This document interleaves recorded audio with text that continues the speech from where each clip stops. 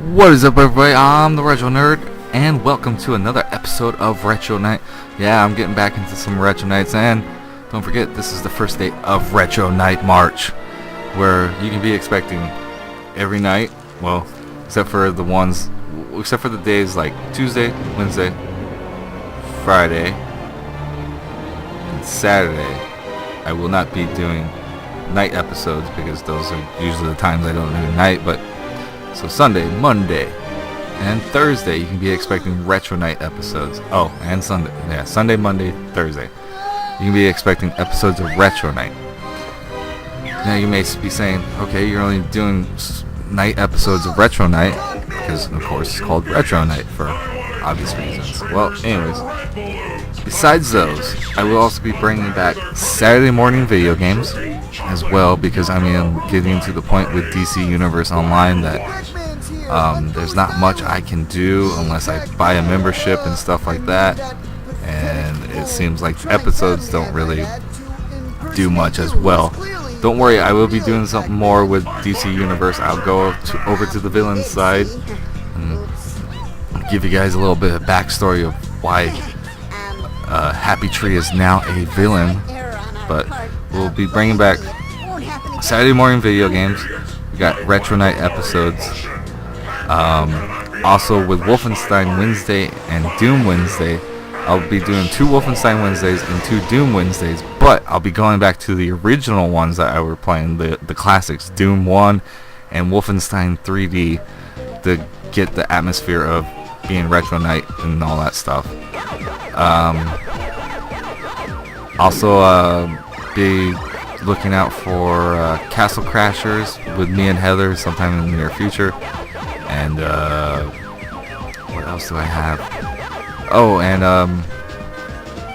also look for episodes of Burning Rubber and It's Clobbering Time also during the month of Retro Night, because I do play some retro games on those. And yeah, there's review shows for racing games and fighting games, but there's some retro ones on there, so I'll be doing some retro fighting games just to fit the whole moniker of Retro Night March.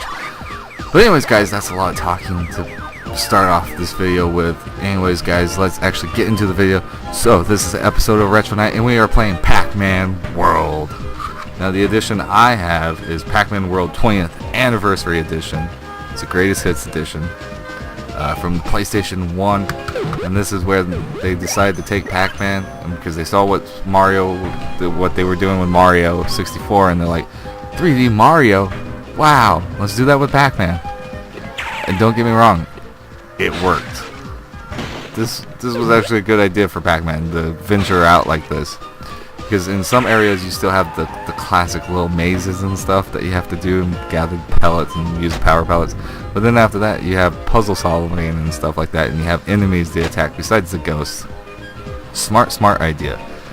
So let's get you a little backstory of what Pac-Man World's all about. So on the back of my box right here, it says it's Pac-Man's 20th anniversary, but not everyone is celebrating. The villainous Toc-Man, yeah, Toc-Man, is T-O-C and then man, like Pac-Man, but Toc-Man, has imprisoned Pac-Man's family and friends on Ghost Island. Grab a power pellet and start chomping. It's up to video games history's favorite hero to save the day. So pretty much in the beginning of this episode, if you notice the little cinematic and all that stuff, someone was supposed to actually kidnap, the ghosts were actually supposed to kidnap Pac-Man for Toc-Man and bring him to the island, and they were going to have a whole party and stuff like that, because Toc-Man was going to finally defeat his nemesis, Pac-Man. And it turns out they actually kidnapped Miss Pac-Man instead. And so, yeah, and so Pac-Man finds out about there was supposed to be a party at Ghost Island with him being there for whatever reason, and he wasn't invited, but he was down in the dumps because someone kidnapped his wife, and he kind of figured, it's like, oh, they took her instead of me, because, yeah, the only difference between me and her is a bow, so, and lipstick. So that's what happened, and that's the story. What they added to this is, he's sort of got like a well, he is Pac-Man feel, but it's got that feel with the whole mazes and stuff like that. But what I was actually trying to say is that So some of the mechanics that they added to Pac-Man to sort of flesh them out for a 3D world game was that they gave him the ability to run like Sonic, and you can actually run in place like Sonic would, like how you charge in a ball, do the ball dash. He'll actually charge in place, and then once you let go, he'll actually roll like Sonic. So that's kind of neat. And then they gave him a bounce attack, so you got this bounce attack that helps you hit switches, you can hit enemies with it, all other various things you can do with the attack. But yeah, so that's pretty much what they added. Fruits now open special doors that find you special abilities and all that good stuff throughout the game. Or sometimes it helps you unlock, save some of your friends and your family, blah blah blah. So yeah, pretty much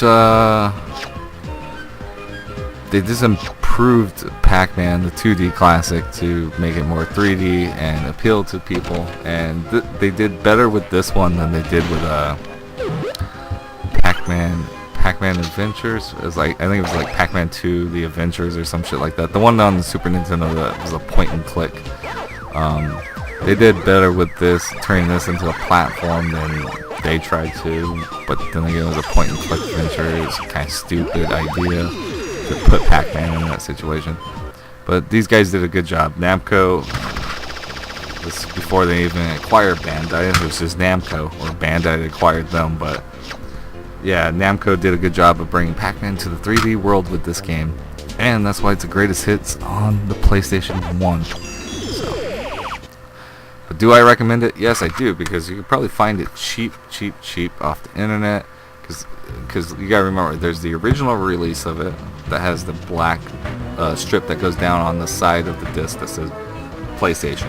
Then you got the ones that's green on the side that says greatest hits. So you know there's multiple copies of this, so it's gonna be cheap to get your hands on.